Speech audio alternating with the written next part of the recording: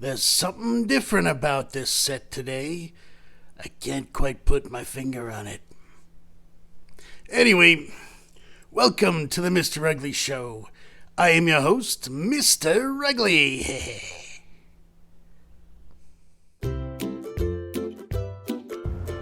It's the Mr. Ugly Show, starring Mr. Ugly and the Human. Yes, got it.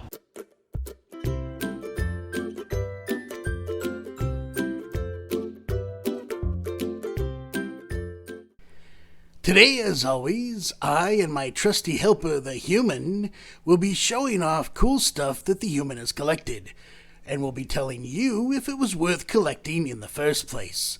And if it's something recent, we'll tell you where you can get one of your own. Today we have something fun for you folks. Nowadays, it's hard to find things to do with your family, especially since you're around them all the time. So, board games, video games, taking walks around the block, cooking together, all that's fun.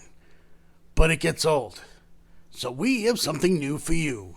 It's a wonderful new card game called Here to Slay, from our friends at Unstable Games, creators of Unstable Unicorns and the like. Today we definitely have something special for you. This is the Kickstarter exclusive edition of Here to Slay from Unstable Games. I do occasionally like to back things on Kickstarter, usually games, sometimes toys, the kind of stuff chronic collectors like myself would be attracted to. This particular game comes from the same team that brought us wonderful games like Unstable Unicorns. If you're familiar with that game, then you know the kind of art style we're looking at here. It is super cute and adorbs. Each of these boxes holds everything you need to play the game.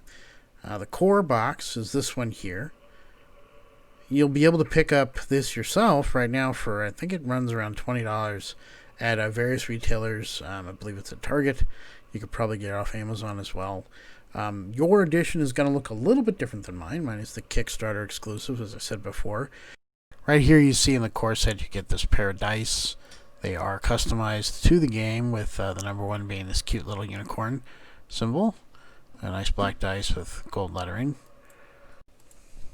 These are the standard card types. There's modifiers, magic spells, hero cards in here, and challenges to prevent other people from playing cards.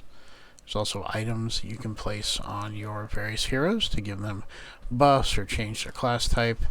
We'll see some of these when we go through the gameplay demo. Alright, this is an example of the monster cards here, various monster types. The monsters have different requirements for battling them. This requires one hero. You have to roll a 10 or greater to kill him. And if you kill him, then you get this special effect here. Each of the monsters has a special effect and requirements for fighting them, as well as the number you have to hit to slay them. And then what happens if you roll too low? Usually you sacrifice a card. This one you have to discard two. There's different effects for different monsters.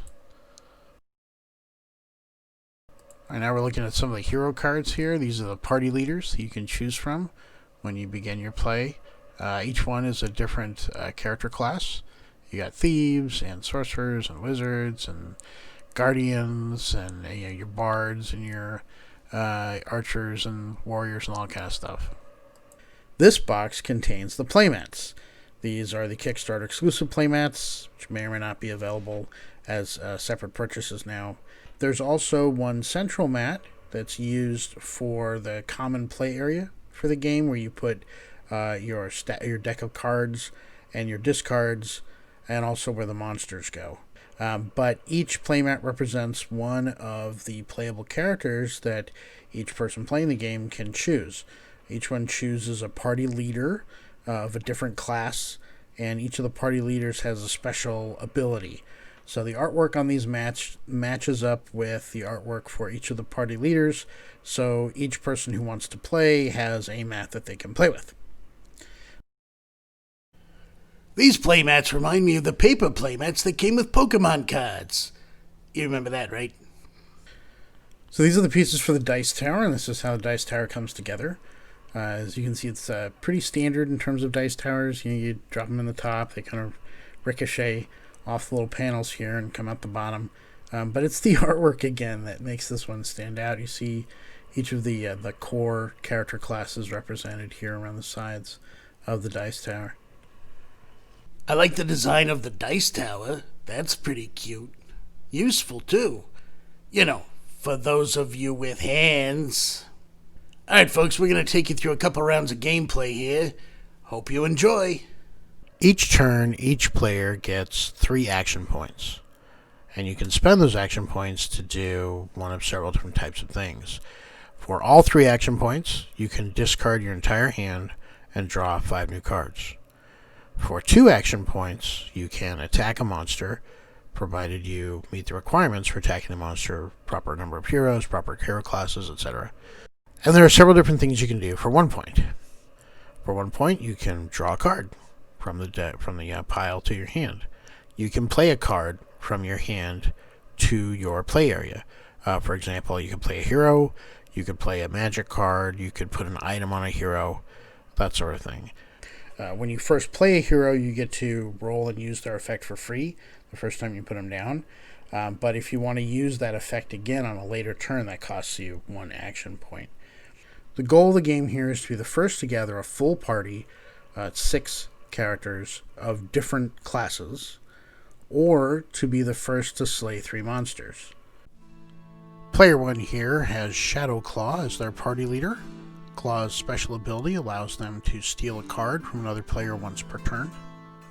Player 1's hand consists of 3 heroes of different classes, a cursed item, and a challenge card that can only be used by Guardian class leaders. For 1 action point, player 1 plays Sirius Gray from their hand and rolls to see if the hero effect triggers and fails the roll. For another action point, they play Snowball, again rolling to see if the hero effect triggers. They need 6 and hit a 7, which means they get to draw a card. The card is a really big ring, an item card, not a magic card, so it costs player 1's final action point to play the really big ring onto Sirius Gray, which effectively cuts his effect's target roll to only 7. Player 2 chose Divine Arrow as their party leader. Arrow's special ability adds a +1 to every roll for monster attacks. Player 2's hand consists of 4 heroes, a wizard, 2 bards, and a ranger, plus a challenge card that can only be used by thief class leaders. For 1 action point, they play Bun Bun the Wizard and roll to see if the hero effect triggers. They hit 7 when they only need 5, but there are no discards to search through yet. Next, they spend a point to play Peanut and fail the effect roll. Then player 2 spends their final action point to draw a card, getting another wizard, Fluffy. Player 3 chose the charismatic Song as their party leader, with a special ability that adds a +1 to every roll to trigger a hero card's effect. Player 3's hand contains 2 heroes, a magic card, a modifier, and a generic challenge card. For 1 action point, player 3 plays Quick Draw, rolling to see if the hero effect triggers and fails the roll. Next, they spend a 2nd action point to play their magic card, which lets them draw 3 cards and discard 1. They draw 2 new heroes, Melody and Iron Resolve, and also a really big ring item card.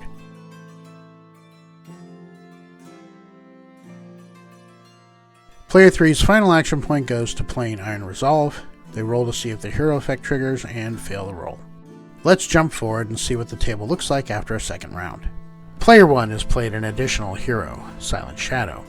This fills out their party to 4 total, including their leader. They've got 2 thieves, a wizard, and a ranger. They attempted to slay a monster, but failed the roll and had to discard a card. With only 1 useless card left in their hand, their best bet next turn is to try to use Silent Shadow's effect to steal a winning card from another player, or use Sirius Gray's effect to kill another player's hero, stopping players 2 and 3 from winning by filling out their classes. You'll notice player 2 has all new heroes. Using Peanut's ability, they drew 2 cards, the 2 new heroes that they spent their remaining 2 action points to play. This left them with 5 different classes in their party at the end of their turn. Player 3 stole Bun Bun, but more on that in a second. Player 2 should use Tipsy next turn to swap back player 3's stolen Bun Bun. Then they should play the wizard in their hand in case player 3 tries to swap again. Clearly, going for the 6 different classes is player 2's best hope for victory. Player 3 didn't like that player 2 ended their turn with 1 class card from victory, and so they played Tipsy Toodle, made the roll for the effect, and swapped Tipsy for Bun Bun. That cut player 2's class variety down to 4.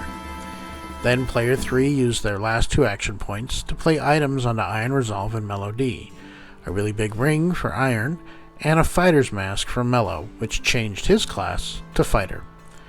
Player 3 then ended their turn with 5 different classes.